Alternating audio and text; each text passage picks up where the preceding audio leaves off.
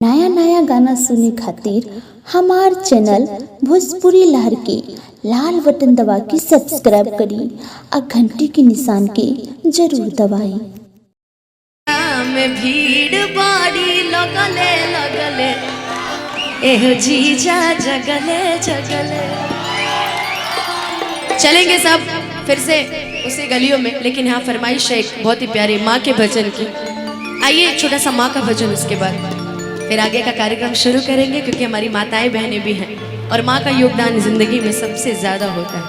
क्योंकि हम ही लोग बोलते हैं ना, माँ बच्चों की जान होती है, माँ बच्चों की जान होती है। वो होते हैं किस्मत वाले, वो होते हैं किस्मत वाले जिनकी माँ होती है।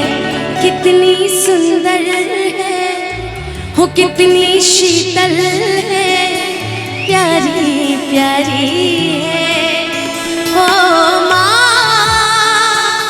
ओ माँ, ओ माँ, ओ माँ। तो आज हम सभी मिलके एक माई का पचरा गाएंगे मिलके सभी लोग, क्योंकि वो हमारी अधिकतर माताओं बहनों को याद भी होगा और सब मिलके गाएंगे। हम चाहेंगे कि हमारे जो मित्र गण बंधु हैं ये लोग भी गाएं तो ज्यादा अच्छा लगेगा। और कैमरे पे बहुत अच्छा दिखता है जब आप लोग मिलके गाते हैं ना, कैमरे पे बहुत अच्छा दिखता है। कि निमिया के डार ही मैया, तेनाली जी नचबली ऑर्केस्ट्रा, समस्तीपुर, बहुत अच्छा, बहुत सुंदर पुरस्कार। कि निमिया के डार ही मैया अरे डालेली आसनावा, कि झूली रे झूली ना हो, कि झूली रे झूली ना।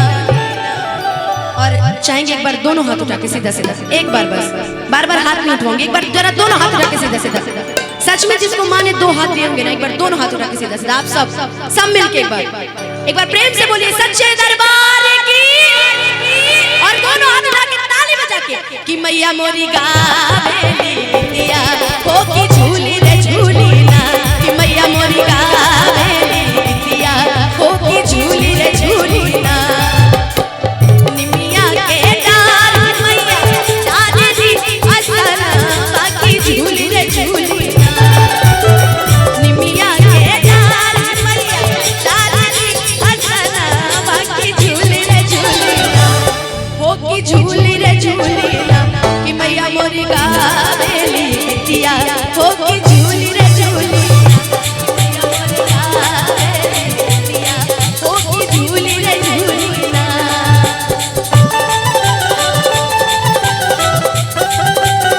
क्या बात है, एक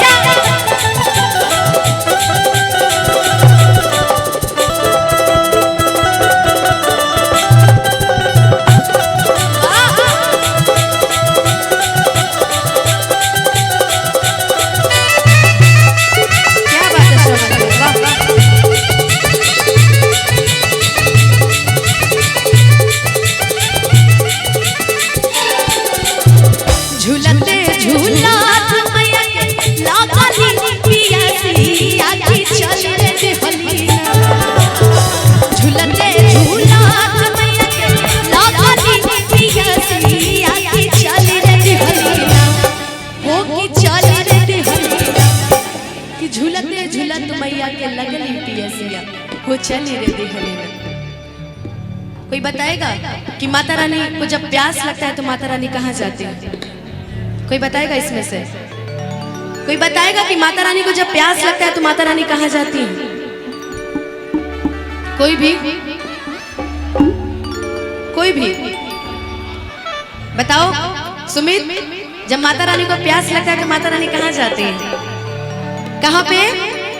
वाह, देखिए भगवान करे आपका चैनल एकदम मिलियन व्यूज जाए हैं। भगवान करे ऐसी तरक्की करते रहे। कितना सुंदर जवाब दिया। चाहेंगे एक बार और दोनों हाथ उठा के सीधा सीधा और मिलके ताली बजा के कि माला हो दिया दिया मैया चल रे हलीना, माला हो दिया मैया चल रे हलीना।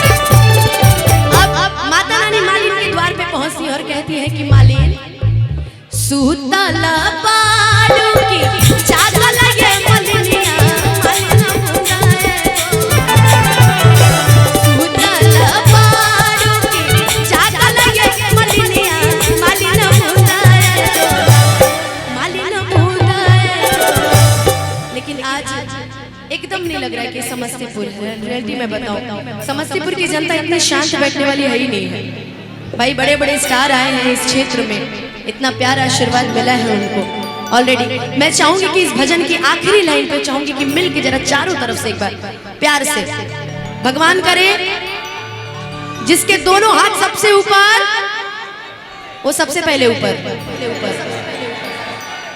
तरक्की वाला ऊपर यार उठाओ, जिसका दोनों हाथ सबसे ऊपर वो सबसे पहले तरक्की। कहते हैं किसी की मस्ती जिंदा है तो किसी की हंसी जिंदा है, किसी की मस्ती जिंदा है तो किसी की हंसी जिंदा है, और जो भजनों में ताली ना बजाए वो बेचारे जबरदस्ती जिंदा है।